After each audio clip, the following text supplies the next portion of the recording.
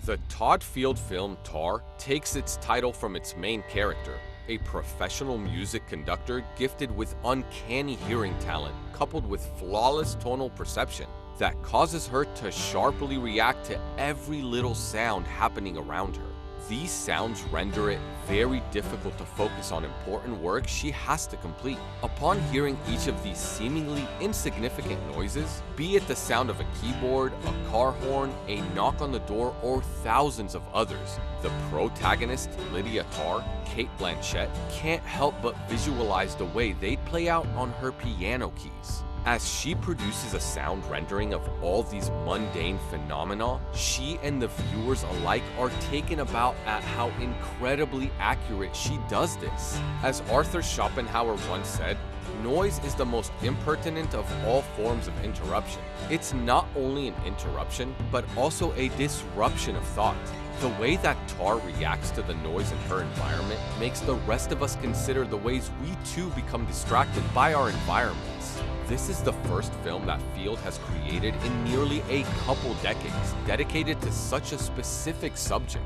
He gives Lydia Tár remarkable cunning, intrigue, and sophistication as a woman so refined that she has no choice but to keep her overwhelming senses at bay through the medium of compositions. These compositions take place in the form of traditional orchestras that resonate euphorically through the hall. Blanchett performs her lead role with a natural, ardent passion, that of a woman whose rare talent leaves spectators marveling at the heights to which she's risen. Tár makes the piano her own in a way you'd never think possible, also taking profound interest in the way that music originated. She chases the limelight and every conceivable new accomplishment in her field.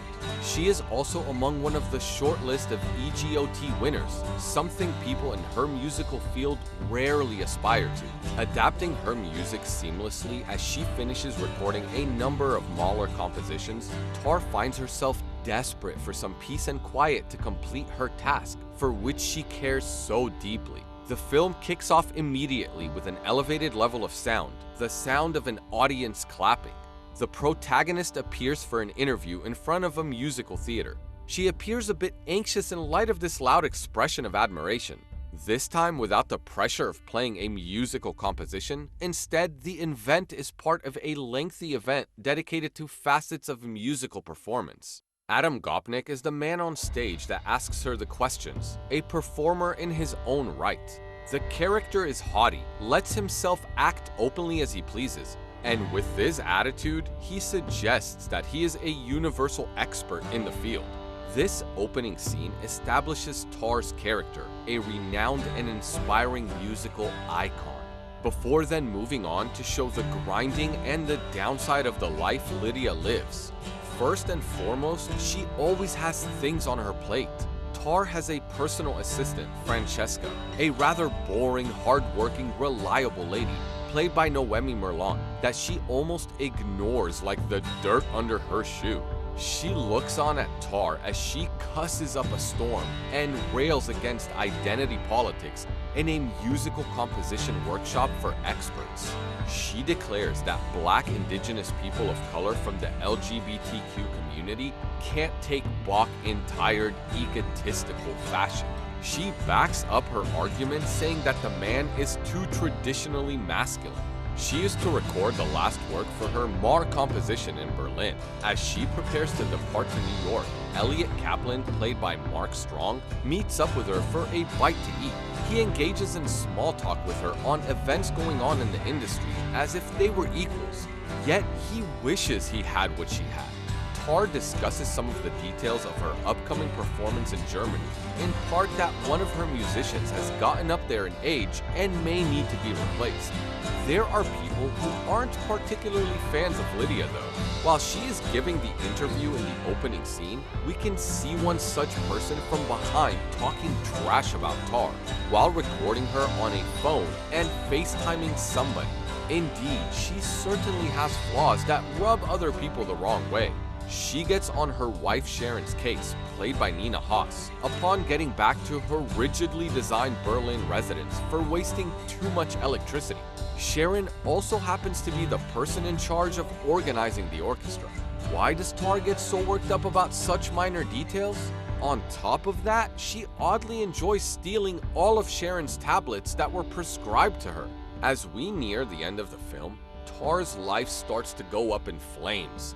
The two of them have a daughter together. Her name is Petra, who Sharon claims is the lone person that Lydia talks to for reasons other than just to get something from her.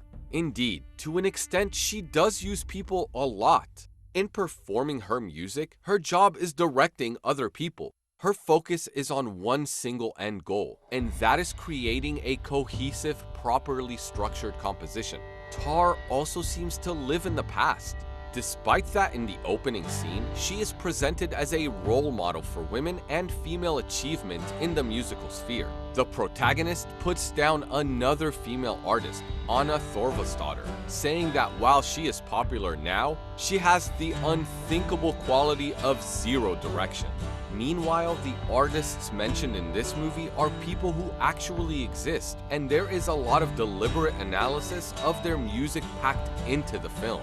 Nevertheless, she always puts herself first, shamelessly, in everything. Nobody comes before her, and there is no end to what she desires. When one of her former ascending musicians kills herself, Tár is gutted.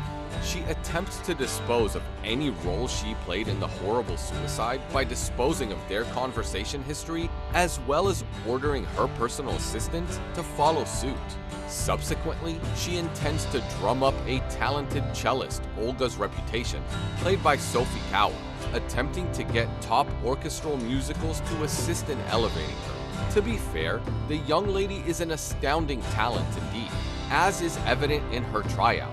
Be that as it may, when Tár meets up with the girl to eat together, the way she looks at her and talks to her is rather creepy.